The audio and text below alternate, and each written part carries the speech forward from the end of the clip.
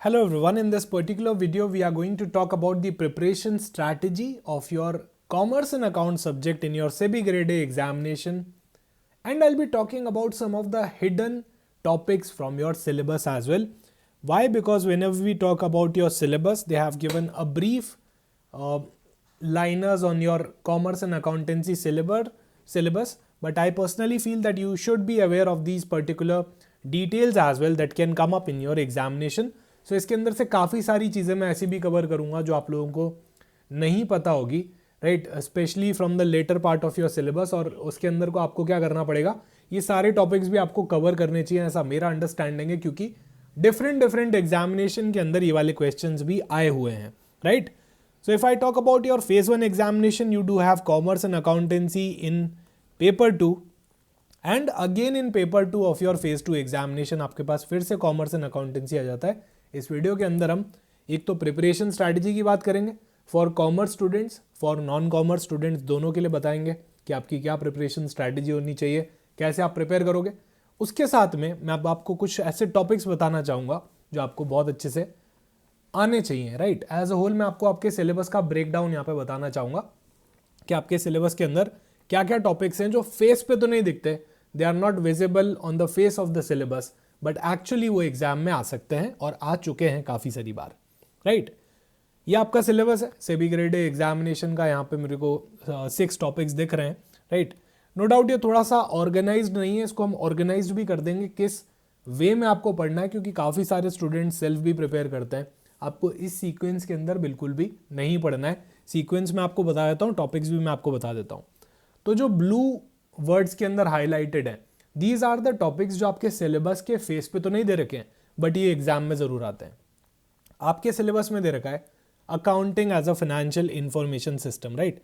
Accounting as a financial information system. अब ये बहुत ही एक जनरल लाइन हो गई, but as per the previous year question paper understanding, as per different examination which are related to SEBI grade A और those examination which are commerce focused and of different government organisations and regulatory bodies, ये सारे topics आपको पढ़ने चाहिए। आपको concepts and conventions पढ़ने, rules of accounting, modern rule, traditional rule, capital revenue receipt क्या होता है, कैपिटल रेवेन्यू एक्सपेंडिचर क्या होता है, बेसिक्स ऑफ जर्नल एंट्री भी आपको आनी चाहिए, accrual basis, cash basis of accounting, double entry, single entry क्या होता है, complete accounting process from identification of financial transaction to the reporting to the user. आपको पूरा अकाउंटिंग प्रोसेस पता होना चाहिए, एक एक स्टेप डिटेल्ड अंडरस्टैंडिंग के साथ में कि कौन सी स्टेप क्यों करी जाती है। Characteristics of accounting, users of accounting, accounting equation, fundamental accounting assumption. अच्छा, हमारे 3 फंडामेंटल अकाउंटिंग अजम्पशन होते हैं, वो भी आपको बहुत अच्छे से यहाँ पे पता होने चाहिए। ब्रांचेस ऑफ अकाउंटिंग, जो कि डेफिनेटली आपका कॉस्टिंग के साथ भी ओवरलैप करता है। कॉस्टिंग के फर्स्ट चैप्टर में भी understand the branches of accounting. उसके बाद अकाउंटिंग पॉलिसीज आ गई, अकाउंटिंग पॉलिसीज में कोई चेंज आता है तो हम उसको कैसे इंपैक्ट करते हैं। ये सारे टॉपिक्स जो हैं ये आपके सिलेबस में एग्जैक्टली तो नहीं गिवन है, बट आपको पढ़ने चाहिए as per the previous year question paper understanding and understanding of different examination. आगे मैं बात करूं तो अकाउंटिंग स्टैंडर्ड्स। अभी यहाँ पे आपको अकाउंटिंग स्टैंडर्ड्स तक लिमिट नहीं करना है, आपको बहुत सारे दूसरी चीज़ें भी आनी चाहिए जो मैं आपको यहाँ पे बताने वाला हूँ। डेफिनेटली आपके कोर्स के अंदर accounting for depreciation which is now AS10, ये आपको पता होना चाहिए। अब इसमें बहुत सारे मेथड्स होते हैं, SLM, WDV, sum of year digits method, unit of production method. अच्छा, अगर कोई डेप्रिसिएशन का मेथड चेंज हो जाता है सो उसे हम कैसे अकाउंट फॉर करते हैं अकाउंटिंग में, उसका बेसिक ट्रीटमेंट क्या होता है आपको पता होना चाहिए। इन्वेंट्रीज हो गया, रेवेन्यू रिकॉग्निशन, ये तो आपका अकाउंटिंग स्टैंडर्ड हो गया। इसका जो इंडियन अकाउंटिंग स्टैंडर्ड है 115, Ind AS 115, in that we do have a 5 step model. उसका एक बहुत ही बेसिक सा अंडरस्टैंडिंग आपको होना चाहिए, ऐसे मुझे लगता है। वो परफॉर्मेंस ऑब्लिगेशन को क्राइटेरिया मान के रेवेन्यू बुक करता है, जो AS9 के अंदर नहीं है। इंड AS 115 थोड़ा सा अलग है, there is a 5 step model in it, जो आपको पता होना चाहिए, राइट। अभी काफ़ी सारे स्टूडेंट्स को लगता है सर इंड AS तो हमारे कोर्स में ही नहीं है, they have nowhere mentioned anywhere की, they have not mentioned anywhere कि हमारे इंड AS कोर्स में भी है कि नहीं। फिर भी मैं आपको कहूँगा कि आपको इंड AS का एक बेसिक अंडरस्टैंडिंग होना चाहिए कि इंड AS होते क्या हैं, AS क्या होते हैं, what is IFRS, what is US gap. Applicability of the end S, कौन कौन सी गवर्निंग बॉडीज होती है, इंड एस को कौन नोटिफाई करता है, तो मैं आपको बता दूं एमसीए नोटिफाई करता है। एएस को कौन नोटिफाई करता है, कौन उनको गवर्न करता है, उनकी क्या एप्लीकेबिलिटी है, इस सबका स्ट्रॉन्ग अंडरस्टैंडिंग आपको होना चाहिए। आपके सिलेबस में नहीं भी लिखा है तो भी ये एग्जाम में आने लायक चीज है। Also basic understanding of the respective indices and list of names and number. So आपके जो कोर्स के अंदर इंड एस है उसका आपको बेसिक अंडरस्टैंडिंग होना चाहिए। मैं डेफिनेटली पेड क्लास के अंदर सब कुछ कवर कर रहा हूँ। List of names and number of some additional AS और इंड एस। अच्छा, इंड एस और एएस बहुत सारे होते हैं, आपके कोर्स में सारे कवर्ड नहीं है। सो इनके अलावा हमको नंबर और नेम किस किस अकाउंटिंग स्टैंडर्ड का याद रखना चाहिए, इंडियन अकाउंटिंग स्टैंडर्ड का भी किसका नंबर और नेम हमको याद रखना चाहिए, ये मैं डेफिनेटली कवर करूंगा इन द क्लासेस। एक लिस्ट सबको मिलेगी जहां पे मैं आपको बताऊंगा कि आपको कौन सा एएस और इंड एस को पढ़ना चाहिए। अगर आपके कोर्स में नहीं भी है तो एटलीस्ट आपको उसका नाम और नंबर याद होना चाहिए, ठीक है। इसके अलावा this is also not in your course on the face of your syllabus, still it can come in the examination. A very basic understanding of Ind AS 1 which is related to presentation of the general purpose financial statement, specifically the concept of carve in and carve out। ये पहले भी exam में आ चुका है, एक related SEBI के exam में आ चुका है, सेबी में नहीं आया है, but this can be important again for your SEBI grade A examination as well. अब सर फेज 1 में आएगा, फेज 2 में आएगा, तो देखो nobody can say that, but मैं आपको कहूँगा कि एग्जाम में आने लायक चीज़ें ज़रूर है, भले ही आपके फेस ऑफ द सिलेबस पे नहीं लिखी हो। सो ये कुछ टॉपिक्स जैसे कार्व इन क्या होता है, कार्व आउट क्या होता है, ओसीआई क्या होता है, अदर कॉम्प्रिहेंसिव इनकम क्या होता है, ये सारे कुछ ऐसे हिडन टॉपिक्स हैं जो फेस पे तो नहीं है सिलेबस के, बट एग्जाम में आने की हाई प्रोबेबिलिटी डेफिनेटली रखते हैं। अब preparation and presentation of final accounts, देखो अब आपको ये 3 टॉपिक पढ़ने के बाद फर्स्ट वाला बी वाला आपको डायरेक्टली एफ वाले टॉपिक पे यानी कि preparation and presentation of final accounts पे मूव करना है, rather than going through the sequence of your syllabus, that's not possible, ठीक है। आपको यही मूव करना है, पहले इसको करना है। आपको टर्मिनोलॉजीज पढ़नी है फाइनेंशियल स्टेटमेंट्स की, बहुत सारी टर्मिनोलॉजीज होती है, बहुत सारे लाइन आइटम्स होते हैं फाइनेंशियल स्टेटमेंट में। से for example application money received pending allotment क्या होता है, money received against share warrants क्या होता है, ये सारी टर्मिनोलॉजीज का अच्छा अंडरस्टैंडिंग आपको होना चाहिए। इसके अलावा कुछ इंपॉर्टेंट इन्फॉर्मेशन जो नोट्स टू अकाउंट्स के अंदर प्रेजेंट होती है वो भी आपको पता होनी चाहिए। अच्छा, स्केड्यूल 3 जो हम कंपनी के लिए बनाते हैं, कोई भी कंपनी अपनी बैलेंस शीट P&L स्केड्यूल 3 के फॉर्मेट के हिसाब से रिपोर्ट करती है एज पर कंपनीज एक्ट 2013। उसके 3 डिविजन होते हैं, कौन सा डिवीजन कब बनता है ये भी आपको पता होना चाहिए। This can also come in your examination. कभी कभी एएस, इंड एस या फिर स्केड्यूल 3, अब स्केड्यूल 3 तो मुझे फॉलो करना है, मैं एक कंपनी हूं, पर मुझे एएस या इंड एस भी फॉलो करनी है, दोनों में से एक। अगर इंड एस और स्केड्यूल 3 के बीच में कॉन्फ्लिक्ट हो जाए या फिर एएस और स्केड्यूल 3 के बीच में कॉन्फ्लिक्ट हो जाए तो हमको किसको फॉलो करना है वो भी आपको पता होना चाहिए। Then talking about the next part which is cash flow statement, fund flow statement, financial analysis and ratio analysis, यहाँ पे आपको ये टॉपिक्स तो आने ही चाहिए, रेशियोज तो आने ही चाहिए। इसके अलावा आपको स्टॉक मार्केट की कुछ बेसिक टर्मिनोलॉजीज आनी चाहिए, एडवांस लेवल टर्मिनोलॉजीज भी आनी चाहिए। इबिट्टा मार्जिन क्या होता है और बहुत सारी टर्म्स होती है जो आपको यहाँ पे आनी चाहिए। और फ्लो ऑफ इनकम स्टेटमेंट आपको पता होना चाहिए कि फ्लो ऑफ इनकम स्टेटमेंट कैसे चलता है, ये आपको रेशियो एनालिसिस के अंदर बहुत हेल्प करने वाला है। शेयर कैपिटल ट्रांजैक्शन की अगर मैं बात करूं तो वहां पे कुछ टॉपिक्स जैसे कि बेसिक्स ऑफ शेयर कैपिटल हो गया, ठीक है, terms related to stock, different types of capital. अच्छा, कैपिटल एक आपका कैपिटल रिजर्व और रिजर्व कैपिटल में क्या डिफरेंस होता है, ओवर एंड अंडर सब्सक्रिप्शन क्या होता है, calls in arrear, calls in advance, concept of share forfeiture. So यहाँ पे ये वाला जो पार्ट हो गया है बेसिकली इसका डिटेल्स ही हो गया, एक तरह से इसका इंडेक्स हो गया, राइट, इसमें कुछ नया नहीं है। अगर मैं बोनस इशू की बात करूं तो आपको इसका जर्नल एंट्री वाला पोर्शन का बेसिक और इसके लॉ वाला कंपनी लॉ का पोर्शन का बेसिक ये आपको पता होना चाहिए। This is a kind of overlapping topic जो आपके कंपनी लॉ का भी पार्ट बन जाता है और आपके कॉमर्स एंड अकाउंट्स का भी पार्ट बन जाता है, राइट। कुछ स्पेशल रेगुलेशंस है related to bonus issue, specifically SEBI के।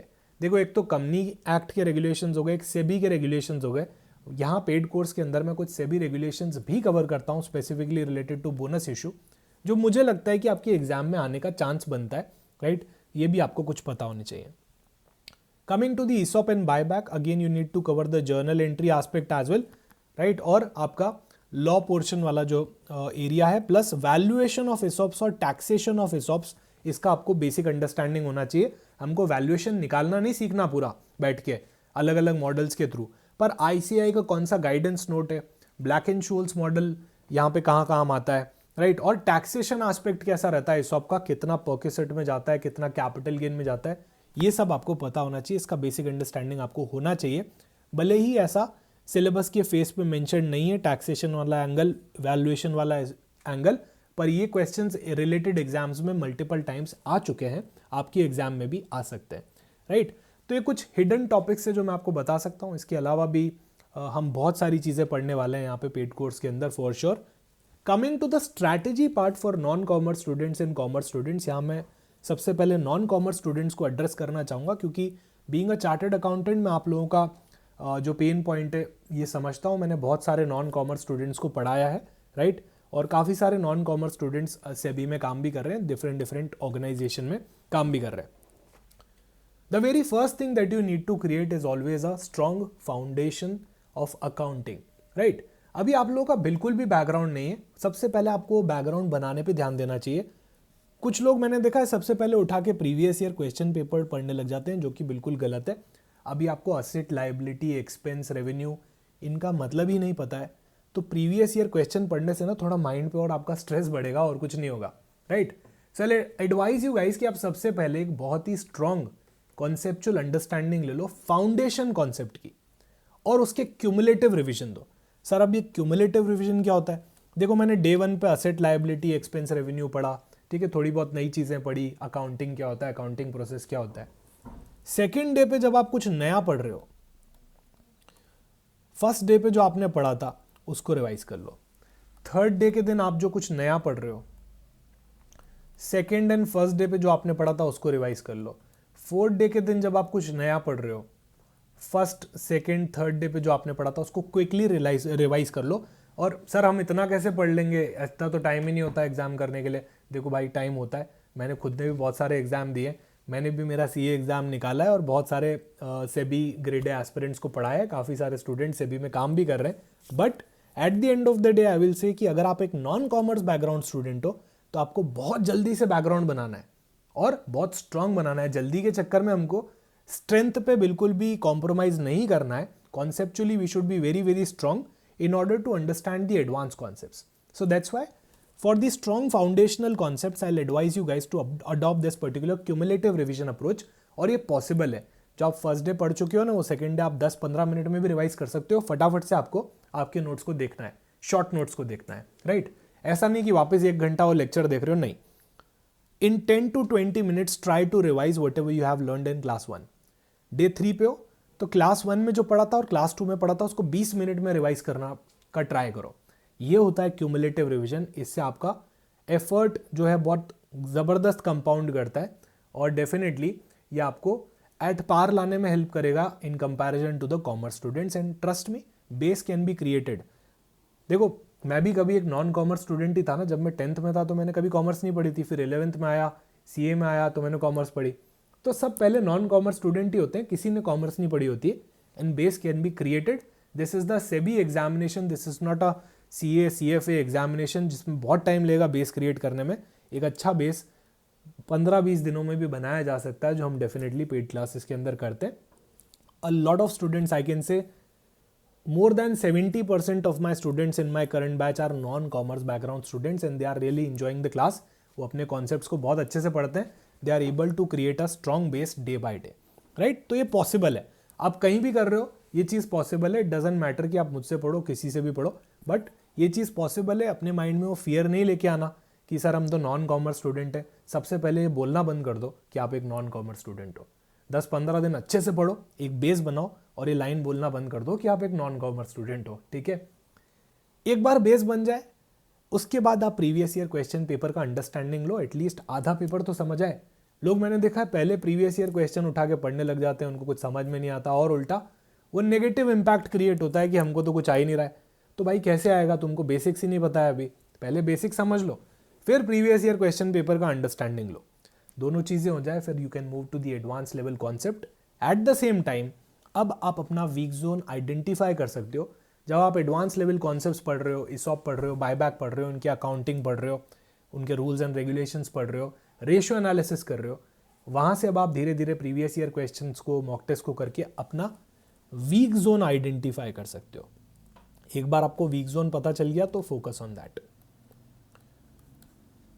एक बार आपके एडवांस लेवल कॉन्सेप्ट्स की भी अंडरस्टैंडिंग बन जाती है तो फिर आपको ज़्यादा से ज़्यादा एमसीक्यूज, मॉक टेस्ट और न्यूमेरिकल्स प्रैक्टिस करने। सर न्यूमेरिकल्स तो ज़्यादा फेज 2 के अंदर आते हैं, डेफिनेटली मान लिया। अभी से प्रैक्टिस करोगे तो फेज 2 में होंगे। ये कोई 10 दिन में होने वाली चीज़ नहीं है। It takes time, it takes patience, right. It's not a kind of this वाली स्कीम कि अभी पढ़ाया सर आप 10 दिन पढ़ा दो हो जाएगा, नहीं होता है, राइट। मैं तो आपको 2 दिन में भी पढ़ा दूंगा, but at the end of the day आपके माइंड के अंदर वो चीज़ें फिक्स होने में, वो कॉन्सेप्ट्स बिल्ड होने में टाइम लगता है ना। एक दिन 10 घंटे जिम जाके आपकी हेल्थ नहीं बनती है, राइट। कंसिस्टेंटली रोज 1-1 घंटा जिम जाके, 20-20 आधा घंटा, 20-20 मिनट आधा घंटा जिम जाके, जॉगिंग पे जाके हेल्थ बनती है। तो वही अप्रोच सस्टेनेबल होती है। बाकी सब स्टेरॉइड्स वाली अप्रोच होती है जो लॉन्ग लास्ट नहीं करती है, राइट। वैसे ही आपके इसमें भी होता है। अभी मैं आपको फटाफट से एक मैराथन सेशन लेके सब कुछ पढ़ाने का ट्राई करूं, समझ में आपको आ जाएगा, पर will you be able to keep those concepts till your examination? The answer is no. अभी हमारे पास एडिक्वेट टाइम है, हमको पूरा टाइम देके बहुत अच्छे से पढ़ना है। अगर अकाउंटिंग को, फाइनेंस को, कॉस्टिंग को एक बार अच्छे से पढ़ लिया, एक तो बहुत ही इंटरेस्टिंग सब्जेक्ट है। दूसरा, अगर एक बार बहुत अच्छे से कॉन्सेप्ट समझ लिए, लाइफ लॉन्ग काम आने वाला है, सिर्फ सेबी एग्जाम के लिए नहीं, मल्टीपल एग्जाम्स के लिए काम आने वाला है। प्रैक्टिकल फाइनेंशियल आईक्यू डेवलप करने में भी काम आने वाला है। आप 10 साल 5 साल बाद जब अपनी डिसीजंस ले रहे होगे खुद के लिए, अपने पेरेंट्स के लिए, अपनी फैमिली के लिए, तब वो चीज़ें रिफ्लेक्ट होगी कि आपका फाइनेंशियल आईक्यू स्ट्रांग है कि नहीं। और जिसका अकाउंटिंग, फाइनेंस, कॉस्टिंग ये स्ट्रांग होता है ना, उसका as a whole money management skill हो गया, और अपने लाइफ में जो डिसीजंस होते हैं फाइनेंस रिलेटेड वो भी स्ट्रांग होते जाते हैं, वो फास्ट होते जाते हैं। सो ये ऐसा सब्जेक्ट नहीं है जो आपको सिर्फ एक एग्जाम निकालने में हेल्प करेगा, ये लाइफ लॉन्ग आपके साथ रहेगा, आपको एक लाइफ लॉन्ग लर्निंग देगा और एक बेटर पर्सन भी बनाएगा फाइनेंसेस मैनेज करने के लिए। तो सबसे पहले हमको क्या करना है, कॉन्सेप्चुअल अंडरस्टैंडिंग लेनी है, उसका क्यूमुलेटिव रिवीजन करना है, क्योंकि बेस बहुत स्ट्रांग होना चाहिए। आपकी बिल्डिंग उतनी स्ट्रांग है जितना आपका बेस स्ट्रांग है, राइट। सो यहाँ पे आपको सबसे पहले बेस को स्ट्रांग बनाना है और उसके बाद ये बिल्डिंग बनानी है, उसके बाद एडवांस कॉन्सेप्ट बनाना है। एट द सेम टाइम आप पीवाईक्यू करोगे, और पीवाईक्यू आप सिर्फ सेबी के नहीं करोगे, आप सेबी प्लस पीएफआरडीए के भी करोगे। That's also a related exam, आप इन दोनों के करोगे। अच्छा, जो कॉमर्स वाला पोर्शन होता है ना, वो आईएफएससीए का भी आप पीवाईक्यू से देख सकते हो कि कॉमर्स अकाउंटिंग के क्या क्या क्वेश्चंस आए थे, राइट। फाइनेंस के क्या क्या क्वेश्चन आए थे वो भी आप देख सकते हो। तो मैं आपको सजेस्ट करूंगा कि ये तीनों के प्रीवियस ईयर क्वेश्चन देख लो, ज़्यादा बेटर रहेगा, ठीक है। वो सब हो जाए उसके बाद आपको प्रैक्टिस ही प्रैक्टिस करनी है और मल्टीपल रिविजन्स देने, that is the approach for you. Coming to दो स्टूडेंट्स जिनका ऑलरेडी एक बैकग्राउंड है, जिनने 11th-12th कॉमर्स से करी है, उसके बाद कोई या तो प्रोफेशनल कोर्स करा है या कोई प्लेन मास्टर्स डिग्री करी है in MCom, in MBA and so on. मतलब तुम्हारा फाइनेंस बैकग्राउंड है, तुमको समझ में आती है कॉन्सेप्ट्स, प्रूडेंस क्या होता है, कंजर्वेटिज्म क्या होता है, गोइंग कंसर्न क्या होता है, अक्रूवल क्या होता है, कैश बेसिस क्या होता है, तुम लोगों को समझ में आती है ये चीज़ें। आती है तो बहुत बढ़िया। अगर तुमको टाइम हो गया है, ये सब चीज़ें याद नहीं आ रही है, आपको हल्का सा भी डाइसी हो रहा है कि हाँ सर मेरे को थोड़ा कम समझ में आ रहा है, आप अपने आप को नॉन कॉमर्स स्टूडेंट मान के चलो, ज़्यादा फायदा होगा। जिसका बेस स्ट्रांग है उसका सब कुछ स्ट्रांग है। रीज़न बीइंग आपकी एग्जामिनेशन में majority of the questions base से पूछे जाते हैं। जो एडवांस लेवल कॉन्सेप्ट्स भी हैं वो भी आपसे तभी सॉल्व होंगे जब आपका बेस स्ट्रांग है। Specifically strategy for the commerce students जिनका बेस ठीक ठाक है, बुरा नहीं है, सीधा प्रीवियस ईयर क्वेश्चंस अटेम्प्ट करना चालू कर दो। एग्जाम को समझो, एग्जामिनर के माइंडसेट को समझो, पैटर्न को समझो, ठीक है। एक बार आपने ये समझ लिया तो आपको पता चल गया, अच्छा मेरा रेशियो एनालिसिस थोड़ा सा वीक है, मेरा इसॉप वीक है, मेरा बायबैक वीक है। आपको ऑटोमेटिकली अपने वीक जोन पता चल जाएंगे। आप डायरेक्टली प्रैक्टिस ओरिएंटेड लर्निंग पे ध्यान देना। अगर ऑलरेडी आपका commerce and accountancy costing sorted है या फिर अराउंड 50% to 60% भी सॉर्टेड है, आप ज़्यादा से ज़्यादा क्वेश्चन प्रैक्टिस करना rather than reading the notes. MCQs ज़्यादा प्रैक्टिस करो, रिविजन पे ज़्यादा ध्यान लगाओ, रिलेटेड एग्जाम्स के मॉक टेस्ट रिलेटेड एग्जाम्स के प्रीवियस ईयर क्वेश्चन सॉल्व करो। जिस भी एग्जाम में कॉमर्स एंड अकाउंटेंसी कॉस्टिंग आ रहा है उसका पेपर उठा के एक बार देखना चालू करो कि किस टाइप के क्वेश्चन पूछे जाते हैं, राइट। स्पेसिफिकली सेबी, पीएफआरडी, आईएफएससीए, इनके तो क्वेश्चंस कर लो पहले। तो आपकी प्रैक्टिकल ओरिएंटेड लर्निंग रहेगी रादर देन कि आपको बेस बनाने की इतना नीड नहीं है, तो आप क्या करोगे, ज़्यादा से ज़्यादा प्रैक्टिस करोगे क्वेश्चंस की। That's my approach. अब काफ़ी सारे लोगों ने PFRDA का एग्जाम भी दिया होगा, तो why not to go directly for this approach. भाई तुम्हारा बेस ऑलरेडी कवर्ड है, तुमको ज़्यादा से ज़्यादा प्रैक्टिस चाहिए, तो आप सीधा प्रैक्टिस करो, क्योंकि एग्जाम में अल्टीमेटली तो MCQ सॉल्व करना है ना। आप बहुत सारे न्यूमेरिकल्स प्रैक्टिस करो एट द सेम टाइम।